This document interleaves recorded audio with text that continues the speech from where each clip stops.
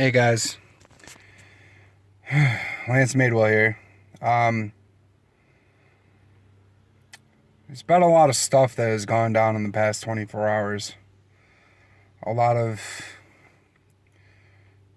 developments in my career, quote unquote, of being a professional wrestler in the independent scene. Um, as many of you have seen, Truly Independent has now come in full force. Thanks to everybody involved. Appreciate it. You're all loved. But there's also been some things that have just been very troubling as of late. A lot of negative talk going on around about who we are as human beings. The whole purpose of this video is to pretty much air out my issues and being done with it. Sorry. Damn. You can call this a issue, just a whatever you want to call it. I mean, I just like to call it an honest video. I consider a shoot to be full of hatred and bitter feelings, but this is going to be a very mature way of me talking about certain issues.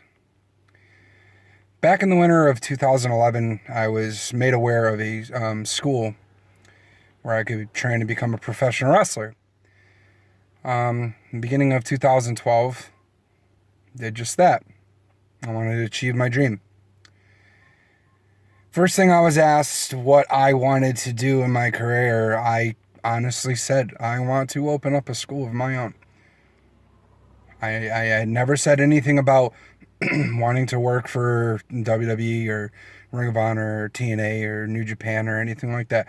My main goal was that I wanted to teach people. And I was flat out told, what the fuck are you doing here then? And I think that was my first sign that things were a little off, or that things were not what I thought of them. A lot of people that get into professional wrestling end up finding out things that they didn't know, or it ends up being more than what they bargained for. As time went on, I started to realize that, I still had a lot to learn about the ins and outs, but I also learned that a lot of what I was going through, a lot of other people didn't go through. There was some things that went on that were not okay. And I don't need to name names for certain people. A lot of you will know just who I'm talking about. But what it all came down to was I didn't feel like I belonged, with, the people that ran the place and things of that sort. Fast forward to a little bit down the line, and I meet a group of people that I end up becoming very close with. CJ Scott, Damon Ravage, Benjamin Blackwell, Tyler Vincent. To be honest, when I first met Tyler, I did not think that I would mesh well with the dude, because, you got a dude who's, looks the way that he does, and then you got a dude like me that looks the way I do, and you don't think that that's going to mesh well personality-wise. But I ended up finding out that I could connect with this dude in a certain way. Like, if he would get angry, we all do at times, I'd be able to talk to the dude, and he wouldn't be someone to just tell me, fuck you, or be a complete prick about it. He fucking listened. He would listen. And he is another person that would be privy to a lot of the stuff that I was privy to. A lot of people were. So, fast forward to the past, think about the past year. I started to realize that my time with the place that I trained at was coming to an end. I was happy with what I was doing. I was booked in a comedy tag team. I mean, a lot of people go boo to comedy wrestling. I dig certain aspects of it. A lot of the time, I wasn't getting paid, but I would always just think, hey, they're gonna put the money into my dues and stuff. As some more time went on, I started seeing some other things I didn't like, particularly from my trainer, along with some other people who I thought were friends, and they end up just not really being there. And then this past fall, there was a situation where I worked a show over in Vermont for a different company. Some of the people that I work with at the main promotion I trained with also worked there, trainer included. I was told that I was going to be giving a title belt, which is a complete shock for me because I'll be honest with a lot of you guys, I'm still very green. I mean, I'm not going to be one of those people that say, you know, oh, I'm the best, I know all this crap. Here's my philosophy. I always feel that I will always be green because I will always want to learn stuff. There will always be something that I will be green in. Maybe a tiny aspect of something, I'll still be green in it. That's the way how I see these things. So this match was a battle royal, and I was to go over. It's, you know, a heel, and I was going to win a belt. So I was very humbled, so to say. I made sure to thank the promoter and the people in charge that decided to do that. And I get ready to go out to this ring, and like, you know, I got the heart beating and thinking this is going to be some crazy shit because there's something like this never happened to me. A lot of people say that titles don't matter really in the wrestling business, especially in the indies. But for me, like, that's still an achievement. These people thought I could do something like that so well that they decided to do that. And I want to thank them for that. I get out there, I go to do what I do. I immediately get in the ring, and I wasn't even halfway through the ropes, and I just had a target on my face. I got probably the most stiffest boot in my face that I've ever received in my life.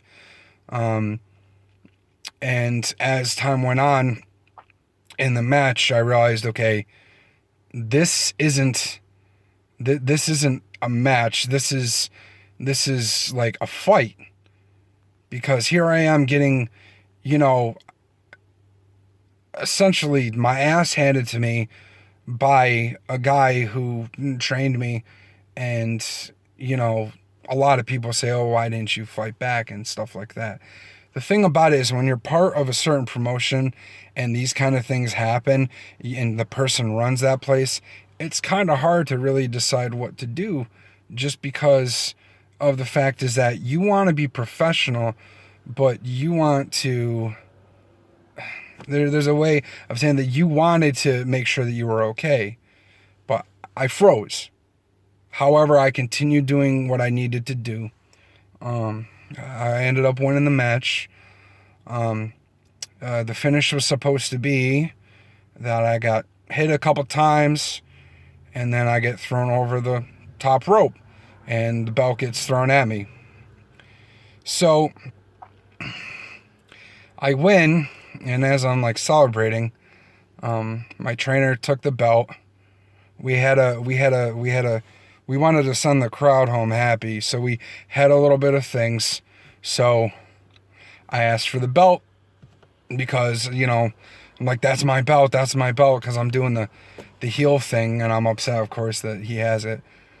And then I'm just hearing him yell all these things at me, and the crowd can hear, like, all the things. This guy was, like, using, like, wrestling terms, like, you're a green piece of crap. I've done this before. You never do anything. And just completely like saying things that shouldn't be said to in front of an audience. And he comes in and I do what I thought that we were going to be doing. I'm waiting for him to throw me over the top rope. And he was just doing, like I said, the stiff kicks, the punches. It ended up being more than what was supposed to happen. And then the worst part of it, I believe, is that I was given a Tiger Driver. Well, he attempted.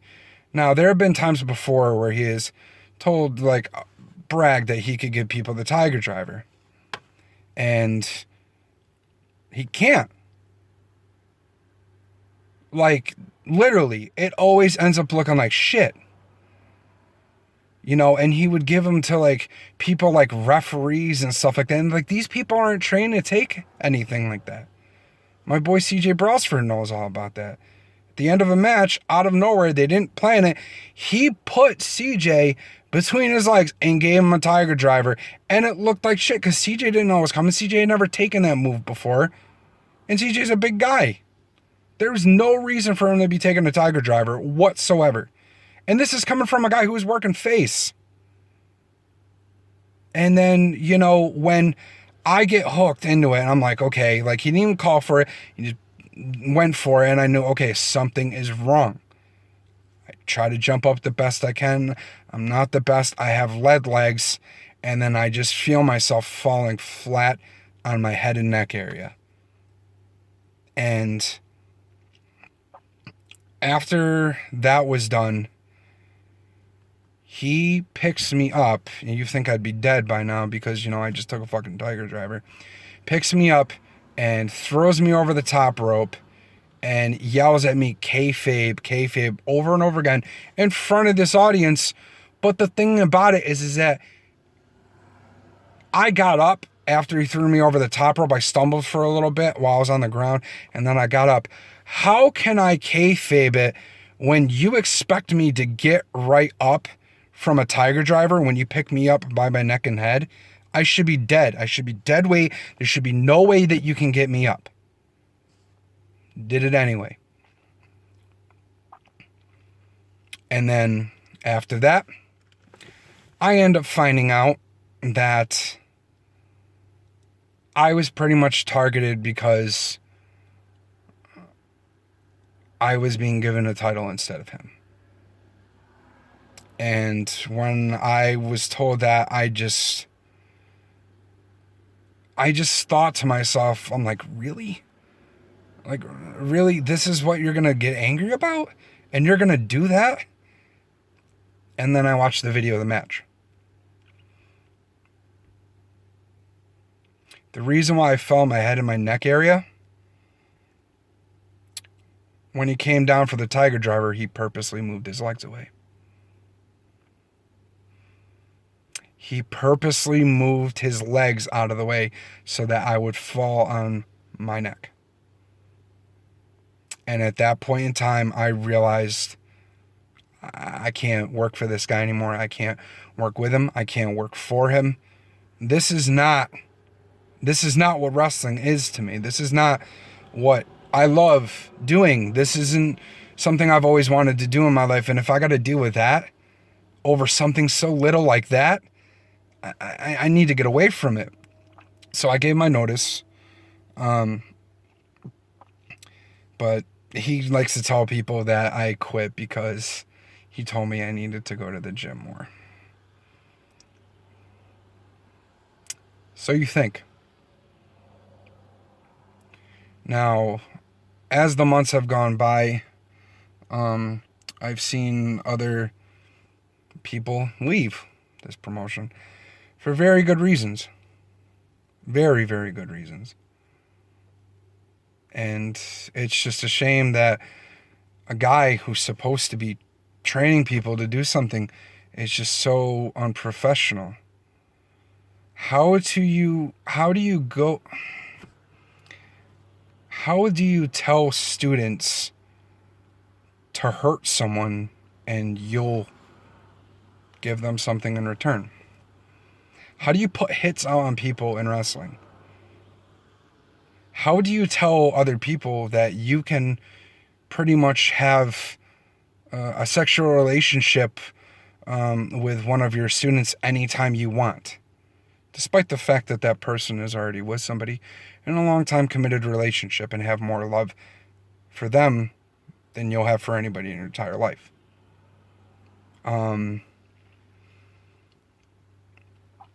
It's just that I just don't know how you can live with yourself doing that. You stalk somebody at their work. You beat up on their significant other who's also in training because you're jealous of what they have. And then you tell people that you can have that person anytime that you want. How is that okay? Really? Tell me, how is that okay? You got a poor young lady who is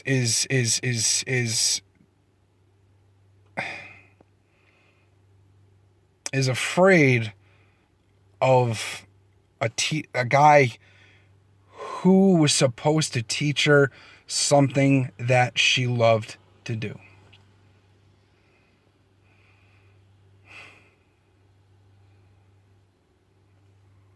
I have no answer for it. How do you tell somebody else whose talent, once you do something that's very inappropriate and them calling you on it and you explaining to them that you're the booker, so they better get used to it?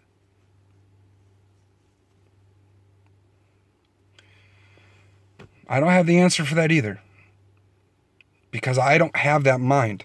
I don't have those kind of horrible thoughts running through my head where I can do these kind of things and people just have to deal with it. How do you work face and when somebody boos you because they don't like the way that you work, you spit in their face? And then when a booker tells you that's unprofessional, you pretty much fire them and make yourself the booker. How does somebody work all these names and make sure that it's always in their credentials and have it mean anything when you're the one running the place and booking yourself against these people?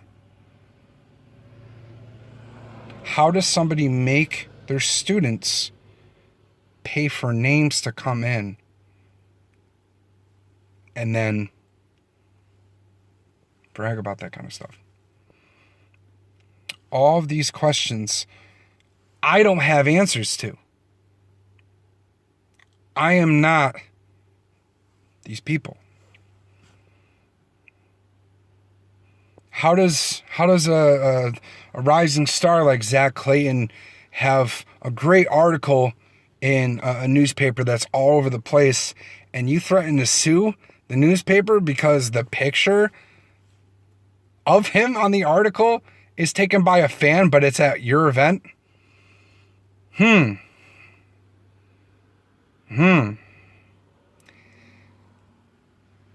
Like I said, over and over and over again, I don't have the answers to these questions. Excuse me. I'm not that person.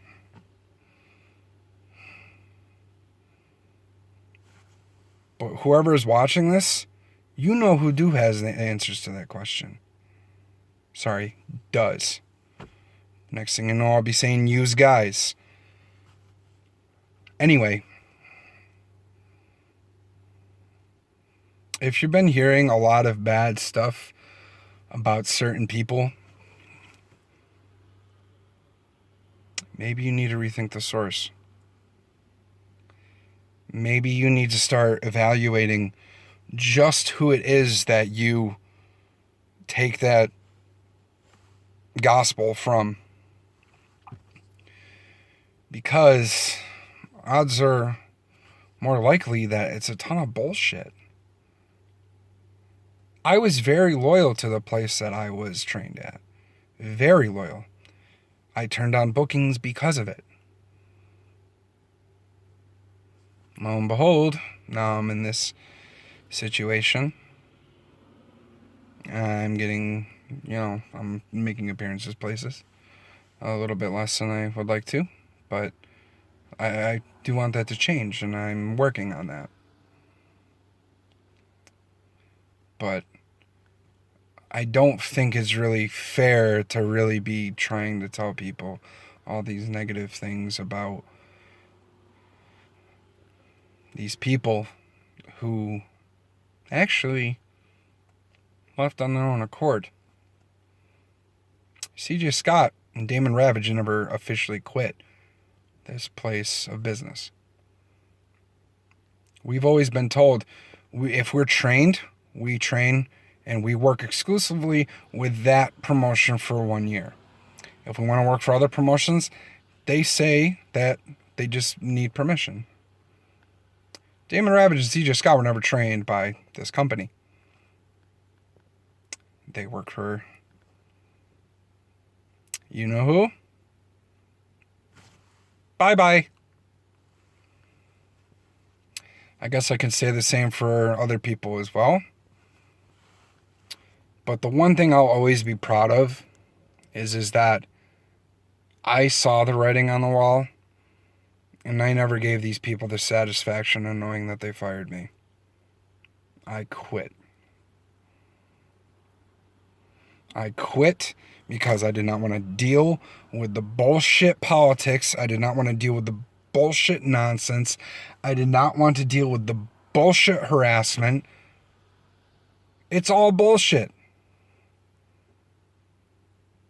I can fucking smell it from here. I'm in fucking Shodak or Scrodak or whatever the fuck you call this place. And I can smell it all the way over in fucking Troy or fucking Albany or fucking St. Albans or wherever the fuck it is. Think about who you listen to when they are telling you negative things about people. I will always be proud of the fact that I decided to become a close-knit friend, a close-knit group of friends, with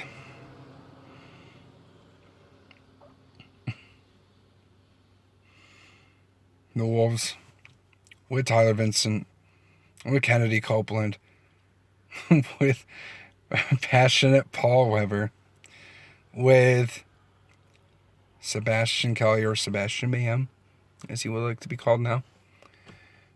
And although it pains me to say this, actually it doesn't. I'm fine with it. Because you got to be professional. Fox Vineyard. Can't believe I said that. Anyway, don't hold that against me. And, of course, Benjamin Blackwell. If I'm missing anybody, let me know. But if you find yourself witnessing this stuff, the harassment, the unnecessary violence, the horrible things that are being said, the threatening of someone's life, the threatening of legal action, harassment of any kind, sexual or verbal or anything. Just take a look in the mirror and say, is this really what I want to achieve my dreams for? Or do I just need to go to a different establishment? I am almost at the 25-minute mark. I hope that a lot of you have found this insightful. And if you find yourself becoming a part of this situation in that way, don't be truly idiotic. Be truly independent.